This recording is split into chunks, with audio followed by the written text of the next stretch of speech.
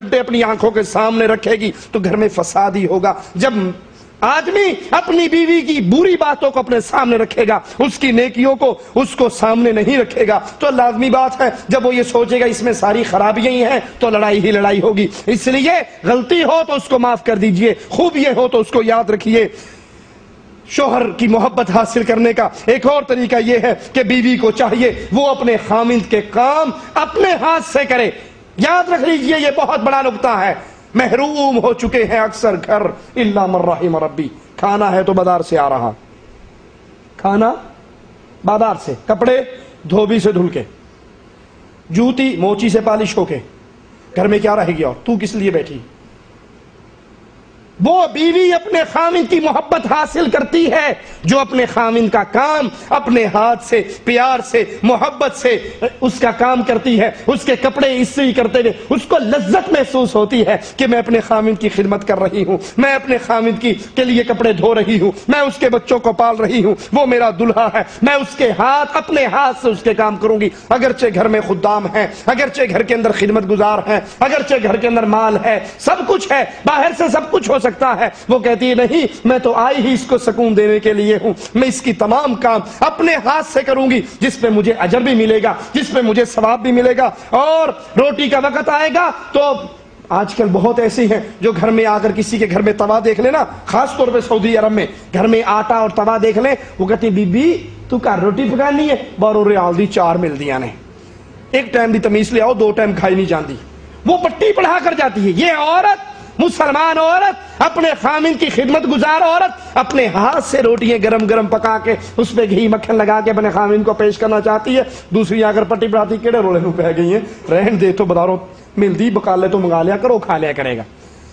خامند کی محبت حاصل کرنے کا بہت بڑا طریقہ، حلال جادو کا بہت بڑا در ہے یہ کہ بیوی اپنے خامند کے لیے روٹیاں پکائے، سالن پکائے، اس کے کپڑے دھو، اس کی جوتی کو پالش کرے اور اس کی خدمت کرے۔ جتنا وہ اپنے خامند کی خدمت کے ذریعے اس کی محبت خرید سکتی ہے، اس طرح کوئی اور کام نہیں کر سکتی۔ یہ کچھ جذباتی بات نہیں بلکہ ہمارے اسلاف کی تاریخ ہے۔ حضرت اسماء بنت ابی بکر، ابو بکر رضی اللہ عنہ وارضاہ کی بیٹی، حضرت عائشہ کی بہن جن کی شادی حضرت زبیر سے ہوئی، ان کے پاس ایک اونٹ، ایک گھوڑا، کچھ تھوڑی سی زمین کے علاوہ اور کوئی مال دولت نہیں تھا۔ یہ ان کے کاموں میں ہاتھ بٹاتی، گھوڑے کو چارہ ڈالتی، روٹی پکاتے ہوئے چولہے کے سامنے بیٹھ کر ماتھے پہ بل ڈالنے والیوں، ہماری آنکھوں سے دھواں نکلتا ہے، ہمارا منہ جلتا ہے، کیسے روٹی پکائیں؟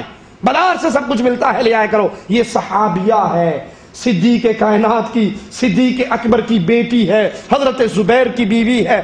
اپنے خامند کے گھوڑے کو چارہ ڈالتی، اونٹ پر پانی بھر کے لاتی، آٹا پیستی، خود آٹا پیستی تھی حضرت زبیر کی بیوی، حضرت عائشہ کی بہن، حضرت ابوبکر صدیق کی بیٹی حضرت اسماء اپنے گھر میں چکی پہ آٹا پیستی۔ اب تو پیسا پسایا مل جاتا ہے، خامند کو گوندھ کے 2 ٹائم کی روٹی دینا نصیب نہیں ہوتی، اللہ ہدایت عطا فرمائے۔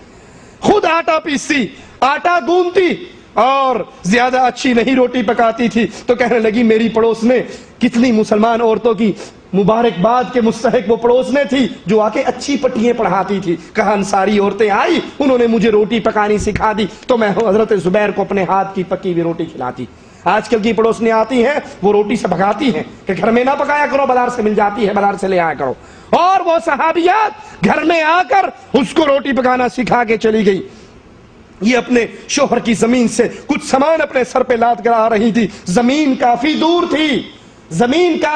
تھی، اور یہ صحابیہ حضرت اسماء اپنے سر پہ سامان لاد کر بوجھ لے کر آ رہی ہیں۔ راستے میں اللہ کے نبی صلی اللہ علیہ وسلم ملے۔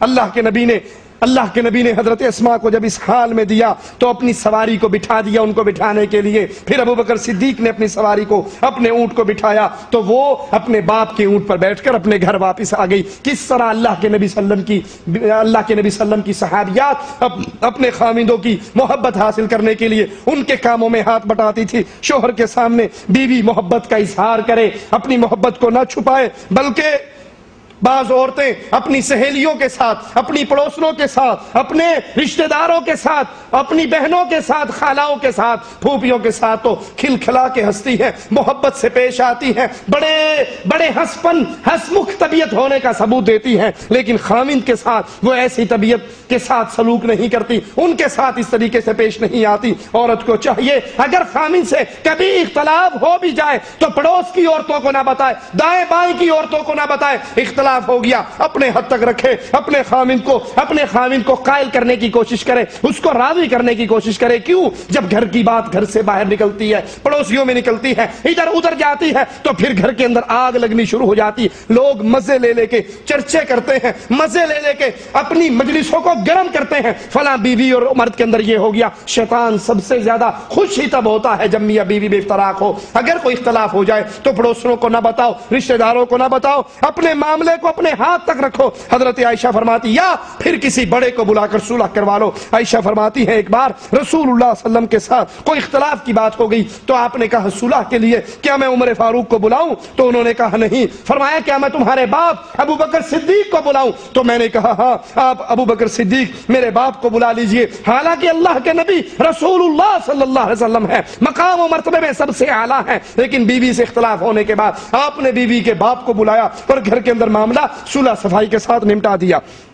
اسی طرح اللہ کے نبی صلی اللہ علیہ وسلم کی بیٹی حضرت فاطمہ اور حضرت علی میں اختلاف ہوا، حضرت علی رضی اللہ عنہ وارضہ اپنے گھر سے ناراض ہو کے باہر جا کر مسجد میں لیٹ گئے، مٹی میں لیٹ گئے۔ اللہ کے نبی آئے اور اللہ کے نبی نے حضرت علی کو اٹھایا اور کہا قم یا ابا تراب، اے ابو تراب، مٹی کے باپ کھڑے ہو، مٹی میں لیٹے ہوئے، محبت سے پیار سے یہ جملہ کہا۔ حضرت علی کو یہ جملہ اتنا پسند آیا، ساری زندگی اپنی کنیت پھر ابو تراب ہی رکھی، حضرت علی کو لے کر آئے، اپنے گھر میں لائے اور حضرت فاطمہ سے صلح کروا دی۔